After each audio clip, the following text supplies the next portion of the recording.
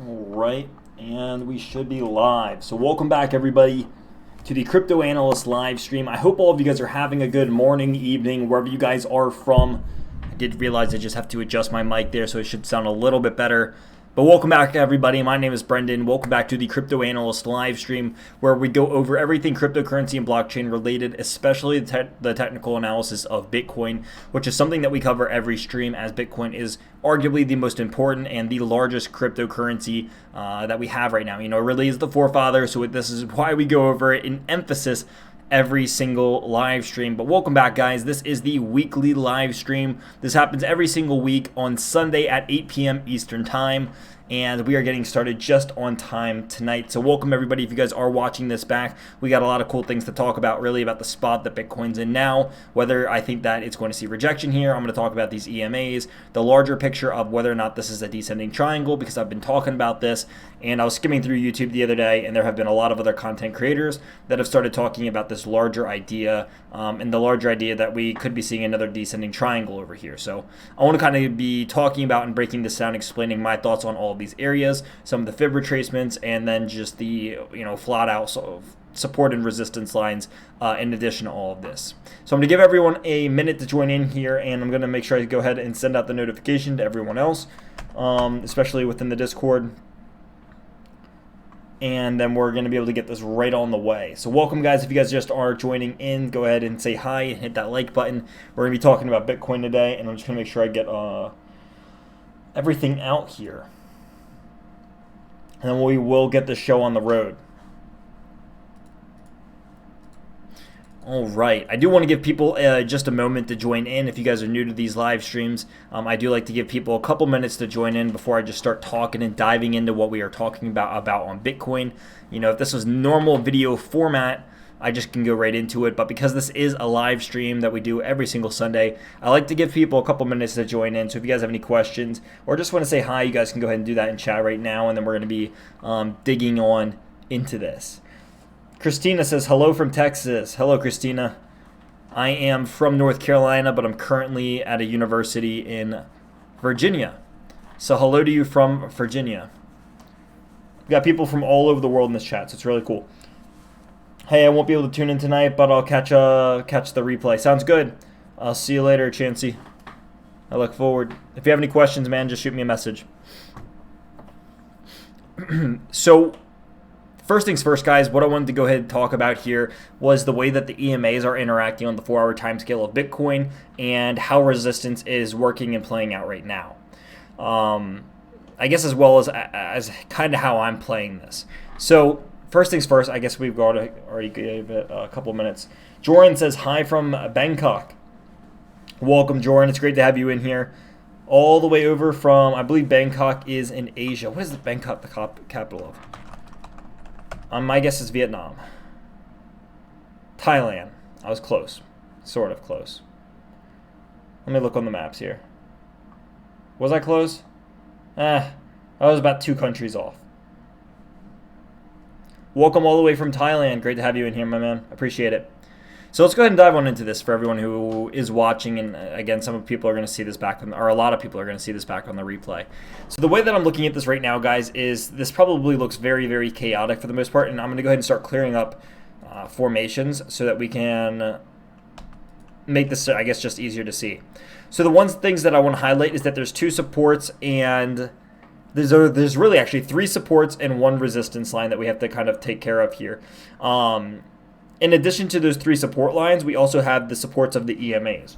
So what I was talking, guys, and if you guys saw the last video, basically what I was talking about is the idea that Bitcoin is going to be rejecting somewhere in this range. Now, this is something I was talking about in the Discord as well, because of the fact that something I use very, very often is this RSI. Of course, this guy worked out almost perfectly. Again, RSI started rounding, lower swing high on the RSI, this guy tanks. And what tanks with it? Of course, the USD correlation of Bitcoin. Now, again, it's not a 100% working method, but it's something I have almost never had me fail, and it worked again here. RSI worked out perfectly, lower swing high, saying that there's lower levels of positive momentum upon this swing high, even though the price was pushing upwards. Now, let's just see just how clean of a touch point this is onto this resistance line. very overbearing resistance. We know this, we've talked about this, and of course, the first point, rejection, very clean. Second point, didn't quite hit it, still rejection. Third point, hit it very well. Again, double, very, very clean rejection up here. Came up, pierced it, next candle, went right back down. Now, let's talk about this guy. This guy came up here, wicked into it, instantly saw a rejection, which for me would have been a confirmation of this isn't going to be breaking out. So it came up, got rejected, and immediately when the next candle came around, it started tanking downwards. Now, this is what I was talking about. I didn't think it was going to be able to break this on a first try to the upside. Why? It's 3 times resistance in what looks to be like a falling formation. So pressure right here is squeezing towards, well, right now it's kind of squeezing towards the upside, but in the overall of this descending triangle, if we're ignoring this as a falling channel and just looking at this as the descending triangle, this pressure right now is most certainly squeezing towards the downside. Why? Well, again, we see this falling level of resistance, and in addition to this, each swing high is falling consecutively lower and lower and lower, while the support's all staying the same. So the fact that this guy over here is getting rejected, if this EMA breaks, again, of course, I do believe that these lower, excuse me, I almost said resistance lines, these lower support lines are going to be retested again. Now, the next thing I said is that we're gonna have to see what these EMAs do, because now that they are broken above them, the first thing that we saw since the breakout was this break, hook, and go formation. What I mean by that is we have the initial breakout of the EMAs, the retest of the 200 right in here. We can kind of zoom in to see this, but you can see it very, very well. It broke through, came back down, retested it right in here, bounced right off of it, and then said, okay, this is the break, hook, and go. So the break, then the hook, and then the go. Now, it's continued using this 200 EMA as support. Again, we've seen it over here. Came back, kind of close, bounced off, saw rejection, had a piercing candle through the EMAs, bounced right back up, another piercing candle, and bouncing off this EMA range again. So it's not able to hold candle, but he closes below the EMAs, which is telling me that these are still going to be able to be used as support. So until these are really support until they're not at this point. But it does certainly look like, pressure is squeezing towards the downside right now. That was a really bad arrow. Pressure definitely is squeezing towards the downside right now. So if this support can't hold, my immediate thoughts for Bitcoin are around $9,600, $9,700. Below that, I'd be looking somewhere around 9,200, somewhere pretty close in that range. If it is able to hold this support and pressure starts squeezing back up towards resistance again, resistance is going to be somewhere around $10,800. So it's going to be at a lower swing high than the previous one, and that's where things are really going to start to get interesting for Bitcoin. Because if Bitcoin, I need to go to chat. Sorry, I forgot. I didn't have chat up. If this can start squeezing back towards the upside and bouncing off this EMA twice now, what you'd have is actually a golden cross on the 4-hour chart of Bitcoin, which is a pretty bullish case scenario and argument. So what I mean by this is that with this 50 EMA crossing over the 200 EMA, you start having a 4-hour golden cross, which is a very, very bullish thing to see. Again, a lot more bullish to see on the 1 day and the 3 day, but if you have it on a 4-hour time scale, it's still significant in and of itself. So if you're able to solidify a golden cross over here, this would lead me to believe would lead me to be more inclined that this is going to break out instead of break down. Now, until this, it's going to have to break out here if it wants me to stop being bearish. And what I mean by that is I still see this as a descending triangle over here. I see this with like 3 or 4 touch points in a descending triangle, again being like first, second, third, and then like fourth. So I see this as a pretty nice descending triangle. So the only way that it's going to be able to contradict this is if it breaks out right in here. If it doesn't, I'm definitely going to be inclined to believe that this is breaking downwards from this $9,200 area to, again, let's zoom out towards, we even need to move this guy, probably all the way down towards the 618 fib retracement. And if it can't hold that, then support is just barely lower. So right around $6,000 and, well, actually right around $7,000. And if it breaks $7,000, I think I don't think that it will, but if it does, I think things are going to get really ugly really fast. So let's go ahead and talk about more of this bullish case scenario for Bitcoin, because people like the bulls more than they like the bears for the most part. Alice said, Australia here, I have some Bitcoin that I would like to swap for XRP. When do you recommend I should do it? Now or after backed? So I'm actually legally I'm legally not allowed to tell you what to do with your money, or else I get in big trouble. But I don't know, dude. I think that's just a personal thing for you. You have to think about how much you really believed BACT will drive the price of Bitcoin, and if you think that BACT will drive the price of Bitcoin a lot, then you know, for the good or for the bad, you can make your decision from there. But I'm not allowed to legally tell you what to do with your money, or else I get in a big trouble with the government of the U.S. because they hate it when people online like me do that. But I am able to tell you what I would do. So I currently own Bitcoin and I own XRP, and I don't own just one or the other. I'm not moving any of my funds around for the whole BACT thing, but I'm just letting both my funds set for right now. I think BACT will be big, but I don't know if it'll be like, I don't know. We'll see what it does to price. I think it's gonna. So the thing that I've always talked about with BACT, and I'll get right back into this TA in a sec. The thing that I've always basically said about BACT for myself is that I think BACT is going to be phenomenal in the long-term growth of cryptocurrency and Bitcoin, more specifically, especially adding liquidity and volume.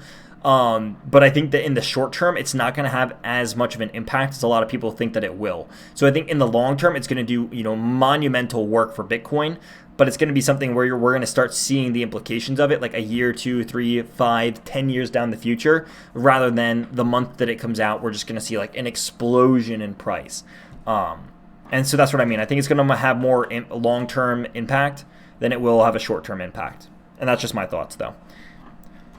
Let's get back to this. So what I was talking about is, I guess, the bullish case scenario of Bitcoin, because everyone likes to talk about the bullish case. So with this possible golden cross happening on this 4-hour chart, if it can bounce off of here and test resistance, it's going to really be kind of the name of the game is going to be to watch this, because if it can break out with some nice volume over here, which we can tell the volume is getting squeezed right now. So generally what this means to me is that with the volume being squeezed and the price action bouncing off of such a tight range, this would lead me to believe, that a big move is coming. Now, why do I believe this? If we're looking over here at the volume, you can see that the volume is falling off and we just had a big red candle.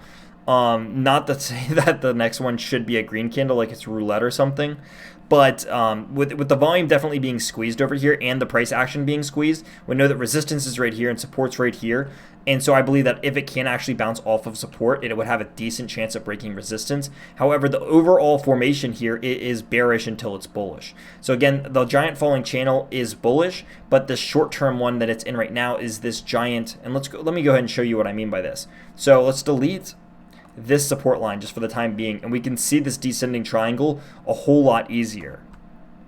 So until this descending triangle is contradicted, I'm bearish. I think that it could use another touch point on support but doesn't need one. And I think that that's why this situation is so complex for Bitcoin, is because of the fact that you have this giant bullish falling channel, but inside of it you have a giant bearish descending triangle. So it's arguably, stating, for me personally, a descending triangle is one of the most bearish patterns that plays out more than almost any other pattern. I think it's one of the most reliable bearish patterns that I've used, so in my opinion. And bull flags are arguably one of the most bullish case scenarios because people use bull flags all day long, whether it's cryptocurrencies or stocks or whatever. Bull flags are probably the most common and most well-known bullish case scenario, right? You have your bull pull, bull flag scenario.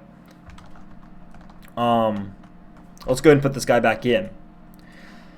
So let's talk about this other trend line over here. So over here on Bitcoin, we have again this first, well, really this can go even farther back, but you have your first touch point, you have numerous touch points in here, and then a couple more touch points over in here, solidifying that this is actually a pretty well-established support line going up.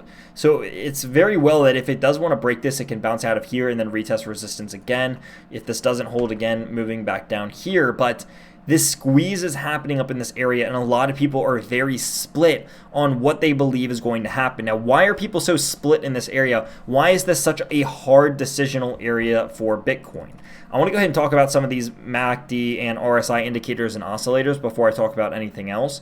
But it's actually showing, somewhat bullish divergence in here.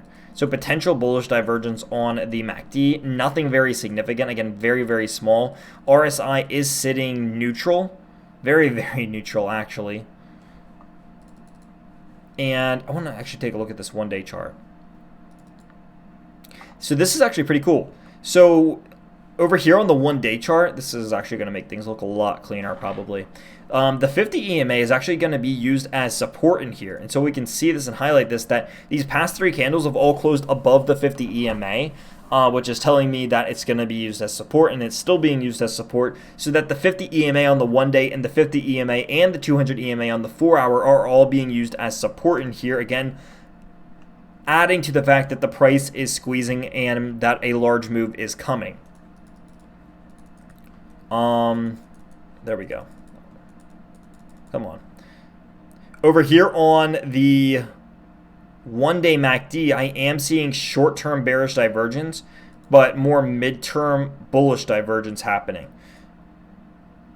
So in the short term, this definitely does look a little bit bearish, but in the long term, I am looking at, potentially more bullish divergence than I am bearish. So something that I could imagine playing out over here is that this guy comes back down, so it's a lower swing high, or a higher swing low rather, and then maybe breaks out. So I'll leave that there for now. Over here on the RSI, still seeing that things are getting squeezed. On the RSI, it's sitting, again, extremely neutral on the 1-day and the 4-hour time scale. So there's plenty of, there's literally plenty of room for this to move to either the up or the downside. It's currently obviously in a downwards motion, as we can see pretty clearly over here. Excuse all these lines; they're meant for the 4-hour time scale, and I don't know why, but it doesn't transfer over, or it doesn't like erase these from my different charts. But basically, you can see pretty clearly that this guy is in a falling motion and really in this downwards motion over here.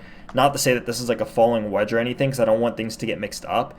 But basically, what I'm trying to say is that this has plenty room to move towards the up or to the downside. Again, oversold being at this 30 mark and overbought being at the 70 mark, and it's currently sitting at almost a 50 flat. Moving back to the 4-hour time scale on the good old Bitcoin. Let me go ahead and make sure I'm still reading out chat here. All right, cool.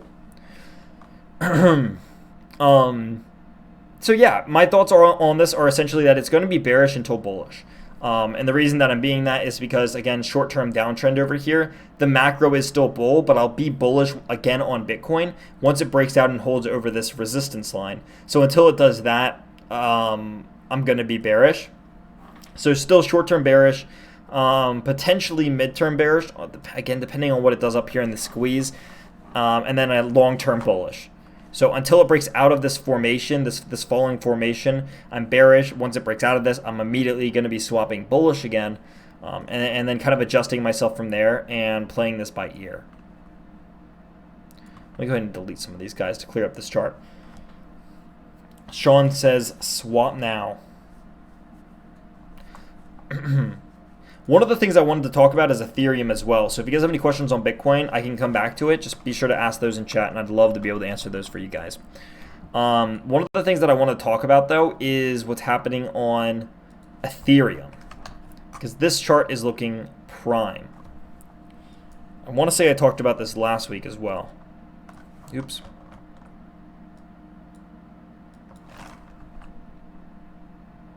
What did I have there? Oh, I see.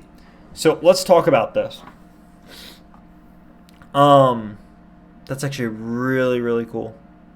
Really unique. So over here on Ethereum, we have, and I guess I can go ahead and delete some of these.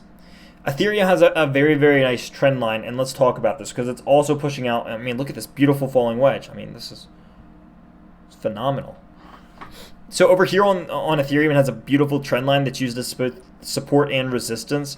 What I mean by this is when it started out over here, it bounced off of this area as support, bounced off of this area again as support, broke down through it, retested it, used it as resistance, came back up, used it as resistance again, came back, broke above it, used it as support, little break hook and go action, came back down, hit it, used it as support again, used it as resistance in here, and then now it's still being used as resistance. So quite the large trend line moving through Ethereum for the short-term time being. We can go ahead and kind of delete some of these just to clear up the map. But I do want to acknowledge that this is going to be, that this resistance point is going to be from this previous trend line that Ethereum has had. One of the things that we talked about last time was this beautiful falling wedge on Ethereum.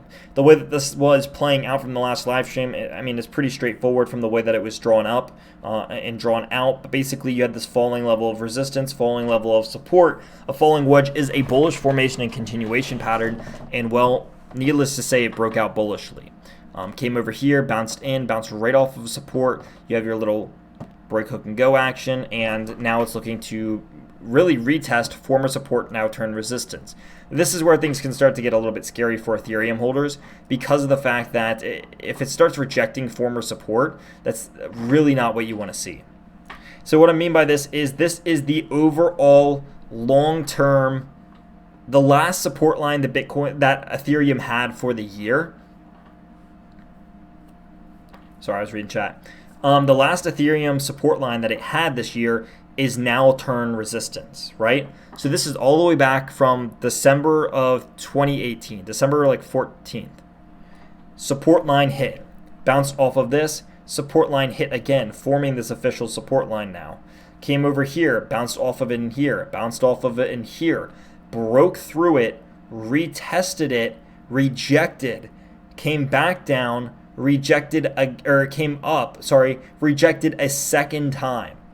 So what does this mean for Ethereum? Well, ideally, you don't like this. Now, why don't you like this? Because this can be looked as like the opposite of a break, hook, and go, right? A bearish case scenario for it. It broke down, retested its overall yearly support line, rejected it twice, and now, again, started heading back downwards.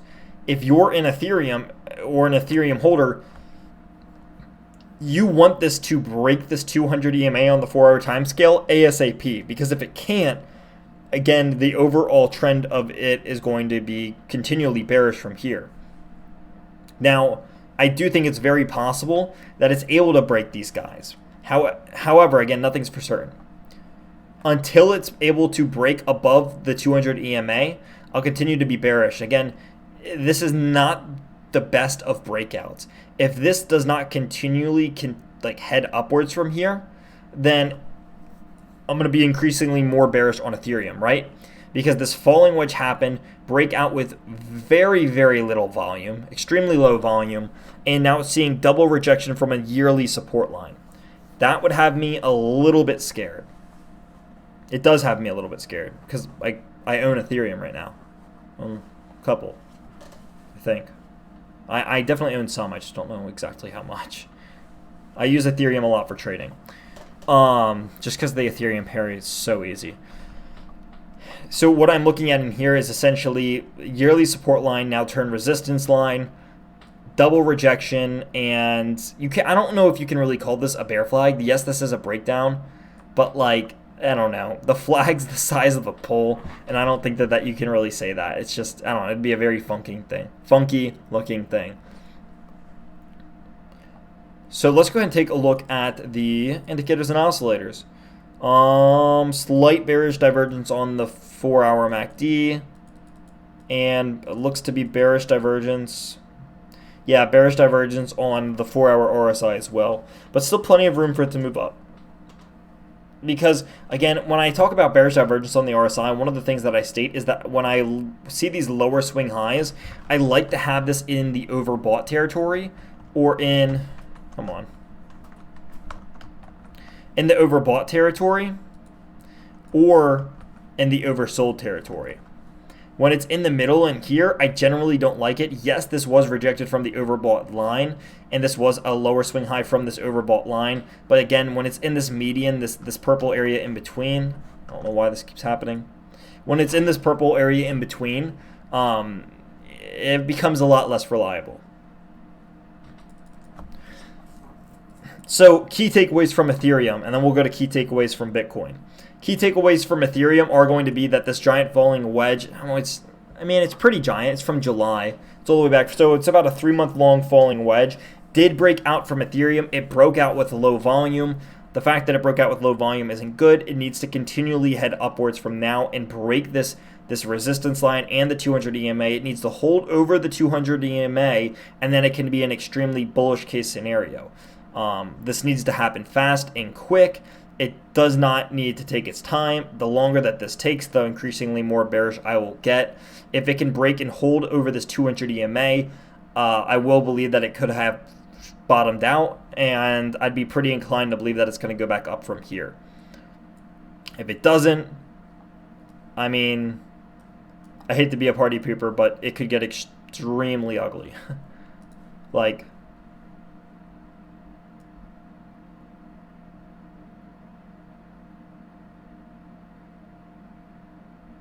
I mean, most likely, if it can't break and hold above the 200 EMA, it's going to be a new low for Ethereum.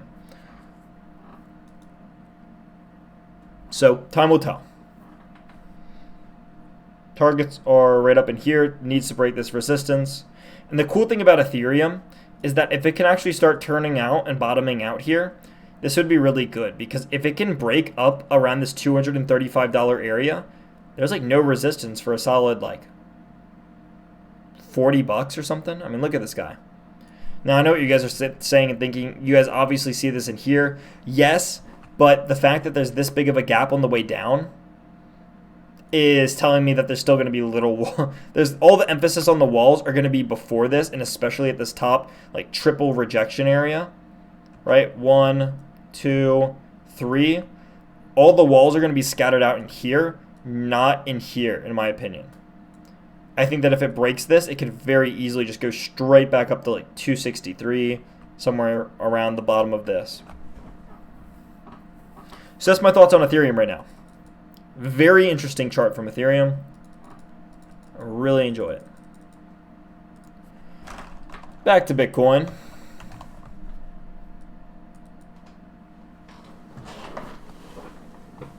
Still holding this support line. Both of these are in such a really interesting situation because of the fact that they're both getting squeezed so hard, and they're both showing that a potentially large move is coming their way, especially on Bitcoin more than anything. I don't really want to be trading in here. If anything, I'm going to be short at resistance with a tight stop loss.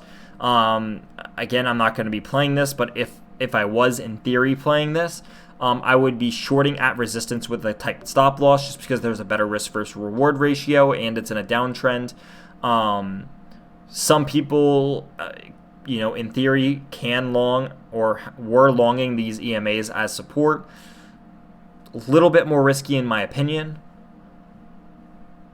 But yeah, this is going to be an extremely tight, and it's going to lead to an extremely volatile area. It's possible that it just goes sideways around and out of here, but I think that it's not probable. I think that it's very, very clearly showing a squeeze on the volume and on the chart. Again, support being right here and resistance being right on top of it. So price and volume are being squeezed. RSI sitting neutral on the 1-day and the 4-hour time scale. MACD sitting very low. Just be careful because there's probably a large move coming, fairly soon. So it might not be like today or tomorrow or the next day, but like short midterm future, I think that there's definitely signs that an explosion in one direction is coming for Bitcoin, and I think the signs are very clearly there. There was not, what was it? We had something else I wanted to, oh yeah, if you guys haven't already, hit that like button. It helps out the channel a lot, helps to get the video around to more people, and I really do appreciate it. And if you guys have any questions along the way, feel free to stop me in the chat section, and I'd love to be able to answer those for you guys. What did I have to, I think I had something I had to bring up here. I did. Let me bring this up on the second monitor.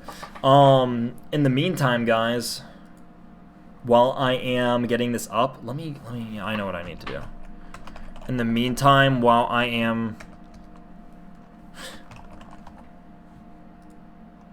getting this up, I'm going to flash this up on screen, guys. If you guys haven't already, if you guys don't know, I actually did create a technical analysis course. Kind of give some backstory as to it. It's about 10 videos long, and I'm going to continue adding more as I see fit. But this is some stuff for it, and I can get a link. I believe that there's a link to that in the description down below, and if there's not, this is me on Udemy. In the meantime, I do need to pull up something on the second monitor, and I'm going to be doing that while I talk about this.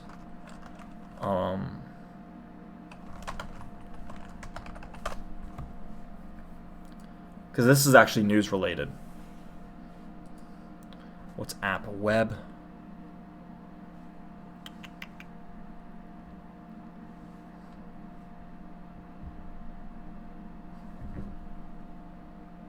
Haha.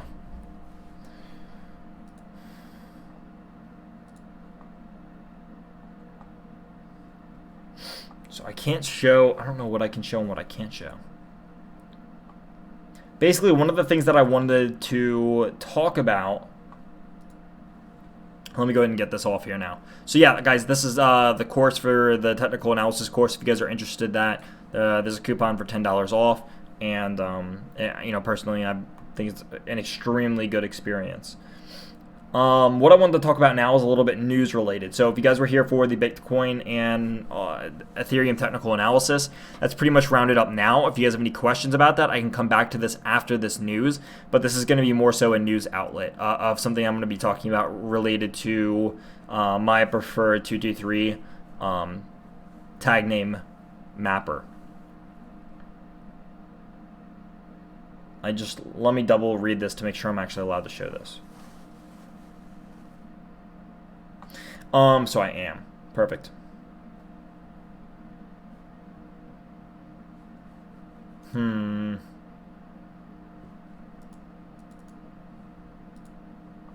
That's good.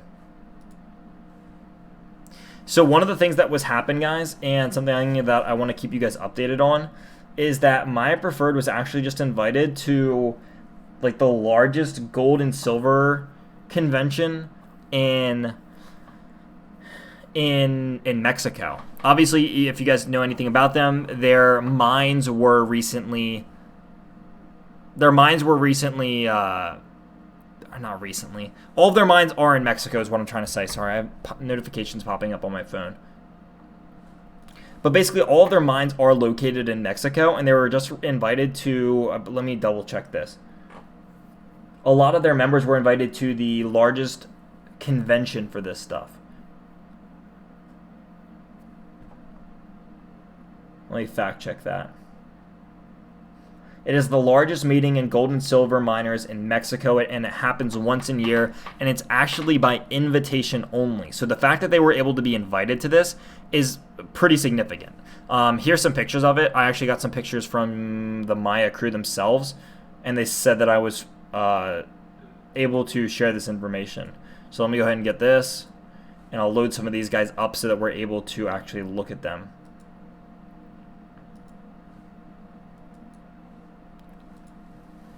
And this is just like a couple of like pictures from the convention itself. I found this super cool, right? One, I hold it, and two, I've been, working with the project for a while now.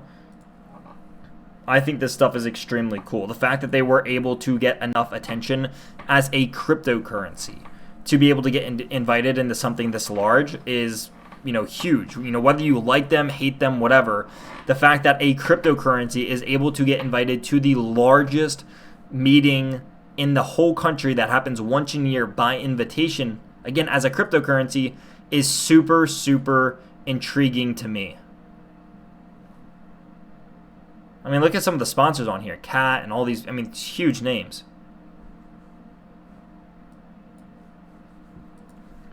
Let me pull up chat right here. So the reason that, again, I'm bringing that up is because the fact that they were able to be invited by invitation to something that is this big is extremely influential, because that doesn't happen a lot in cryptocurrency. A lot of cryptocurrencies focus in a specific field, and they don't have this happen. So when they're able to get invited from something like this on a government and something that's as big as a national scale, it goes miles, in my opinion, as to how good they are doing in the background. It's one of those things where it's not like they say that they're just so big and then nothing happens. And if they really were this big, wouldn't they be getting recognized in Mexico? And the answer is obviously yes, they are getting recognized in Mexico, because if they are as big as they say they are, they should have been invited to this, and they are indeed actually invited to the #1 gold and silver mining expo in Mexico. So that for me was really cool. I had to share it with you guys. It really stuck out to me, and I'm really glad that they were able to share that information with me. Again, I'll keep giving updates as they come out and as the Maya team feeds me information because it's something that I'm definitely invested in at this point, and you know, something that I'm very interested in. That's why I cover it. Can you bring up VeChain, please? And can you also look at XRP? I absolutely can. Alascorp and Unknown Now. If you guys are still here, just give me like a thumbs up or something and just say, hey, we're still here. And if you guys are, I'd love to be able to cover both of those guys in some technical analysis. So that was the news portion. I think that is, you know, phenomenal. The TA is just as phenomenal as the news, because the TA is saying big old squeeze, and you guys know on this channel we love squeezes, right? So let's go ahead and, what was the first one? VeChain and XRP. BitMax looks like it's BitMax ONT. Yes, very good info. I agree. BitMax. Do you mean BitMEX? G-Flight, do you mean BitMEX is taking?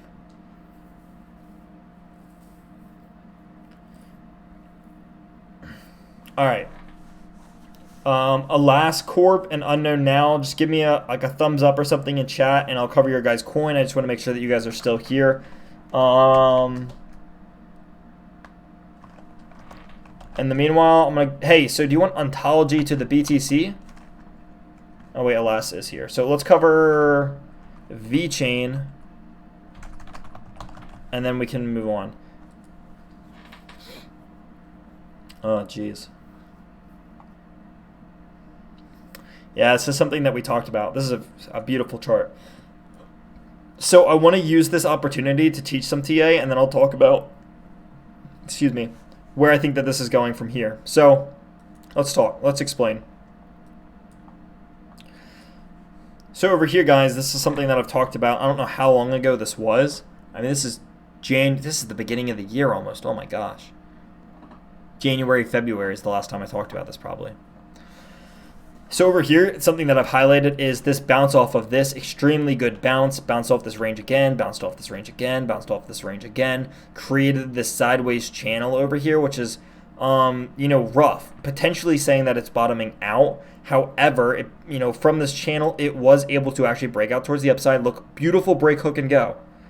Came from the bottom of the channel, broke out, came back down, tested the top of the channel and the 50 EMA, bounced right off of this. So break, hook, go. So from support, former resistance turned support, continued heading upwards. Now what happened, right? The bottom of this channel, all-time low support line, yearly support line broke. What happened, right? Broke down, retested, rejection of the 200, came back up, and you saw basically what this was is on a one-day time scale, you're going to see this as two rejections from the one-day time scale of this former support line now turn resistance. You can see this from another resistance rejection over in here. Now that we got all the learning out of the way, let's look at this. Whew.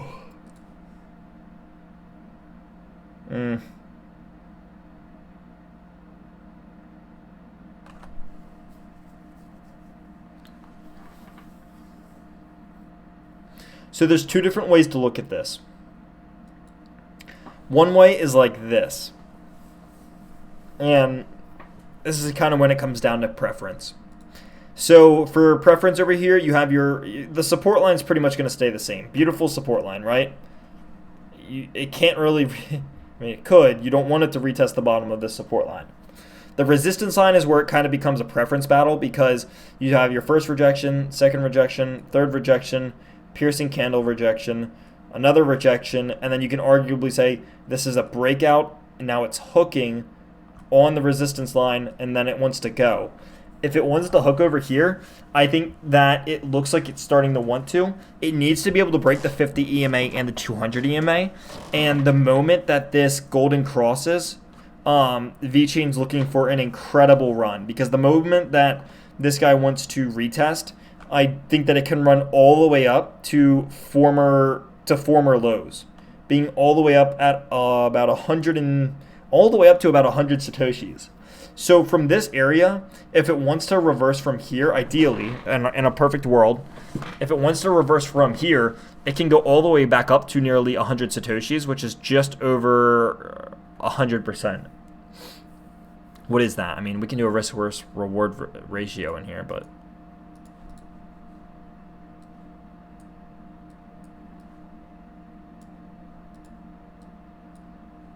yeah, I mean, what is this, like 140% or something? Jeez. That's saying that it's going to bottom out in here. Again, what I would essentially be looking for on VeChain...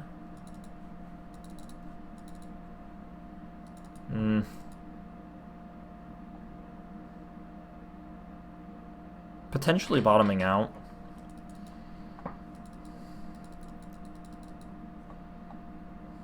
I also like how the oscillators over here are pointing upwards. So I'm looking at the oscillators and it's kind of showing lower levels of negative momentum. So it does kind of look like the negative momentum is slowly leaving VeChain. That might just because the price is becoming so low that there's less sellers interested. But, you know, nonetheless, that still remains the fact of the matter. Sorry, I have something stuck on my foot. What I would ideally be looking for over in here is the... what is this? I think I just lost my chart. There we go. What I would ideally be paying attention towards over in this area is the EMAs. Now, one of the things that I was mentioning is that if it can actually break above these EMAs and hold, if I start seeing this actually hold on top of this, I might be tempted to jump into a long here. Or when I say long, I mean by owning it. Longing it by ownership instead of by like contract. So this is actually a thin stop loss. I just recognized that.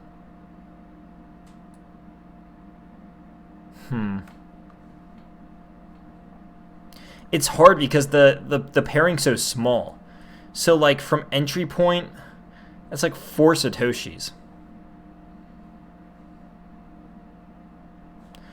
Nonetheless, main point of this is that what I would be paying attention for as a VeChain owner is the 50 and the 200 EMA on the 4-hour time scale. If it can break those and hold above, I would be a lot more bullish to see and especially because essentially what that would do is lead for it to have a golden cross scenario.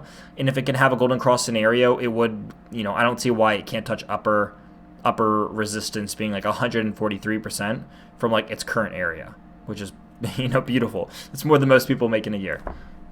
So perfect world scenario, that's what I'm looking for. If it sees rejection from this, probably it'll be a new swing low. Could be all the way down in theory to like 30 or something all around that area. BitMax is a new exchange. I'm going to be honest, I haven't even looked at it. Here. All right, so I think I just covered that for you, alas. The next thing I need to look at is, what is it?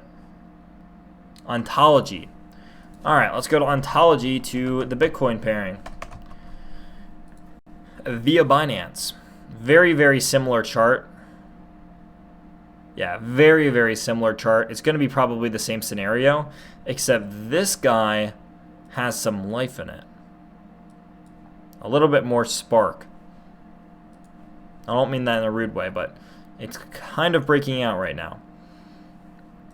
So I think one of the most important things over here is to kind of do a little bit more historical analysis than anything else. So in this whole downwards trend, has it been able, this is what I'm asking myself. So I'm going through my thought process of doing a macro analysis. I'm going to be zooming out, looking at this from a macro analysis because I know the more specifics of this area aren't quite as important as the overall trend. So the overall trend over here quite literally, or quite, you know, frankly, is, what in the world, is downwards. So I don't think there's really much argument that the majority of the year this has been in a downwards trend, all the way back from March. So the first 3 months, very bullish. The next 6 months have all been bearish, the last 6 months. So 2/3 of the year, the last 2/3 of the year, this has been in a downwards trend. So when I'm looking at this, I'm saying, okay, well, what started this, right? It topped out. Immediately, I see the death cross. Ever since this has been a death cross, it has continually been bearish. Tried to have a golden cross, failed, immediately turned bearish again. Until I see a golden cross, I'm not going to be long-term bullish. However, I am also looking at the 50 and the 200 EMA as support or as resistance parts. So has it been able to break the 50 EMA on this run? The answer is yes. So am I going to take it as literally as the 200 EMA? The answer is going to be no. Right? So you see, rejection from here, rejection from here, rejection from here, and just plenty of rejections from the 50 EMA.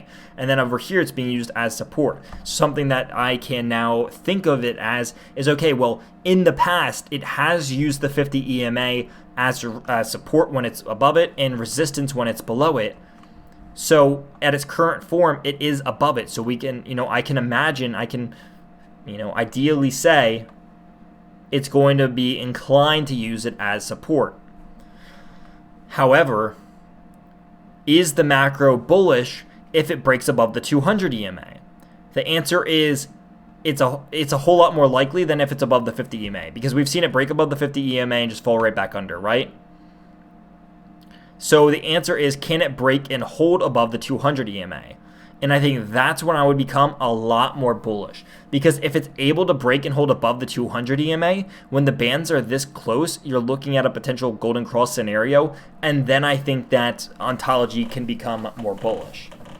Because what that would be telling me is that the buyers are starting to outnumber the sellers, and that the coin has essentially gotten to such a price where more people just want to buy it at this price than they do want to sell it, and that'll kind of reset the pace and the tempo of the coin. So right over here, looking for a break, a hook, and go scenario. If it can, again, ideally it would golden cross. Over here, a little bit of a bear trap, unfortunately, or a bull trap, excuse me. So a little bit of a bull trap happening over here. Looks like it was going to golden cross. Looks like it was going to hold above the 200 EMA.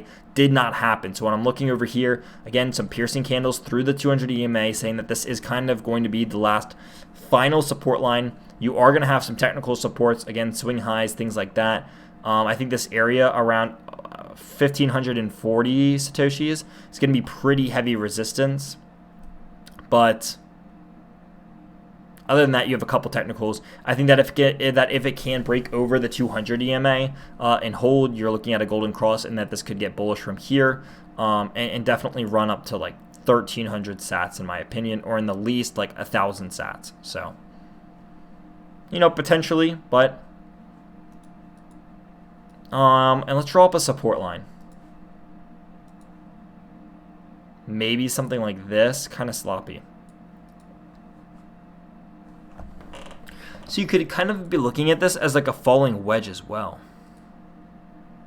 Actually, a very nice one in that. Falling wedge is a bullish formation pattern, so definitely doesn't look horrible if it can break the 200 EMA and hold above it. I mean, again, that's going to be the name of the game here. One thing I would be very careful of is a lower swing high on the 4-hour RSI, because if this is going to be a confirmed lower swing high, more often than not, this is a bearish thing. So that's just the way I would be viewing Ontology Coin personally. Thank you, you're a legend. Oh, no problem, man. Not BitMax. They've been around for a good while. I'll have to go check them out after this. All right. That pretty much sums up a lot of the stuff that we were going to talk about tonight. Bitcoin hasn't really moved since the stream has started, so I think we're going to go ahead and start wrapping this up from here.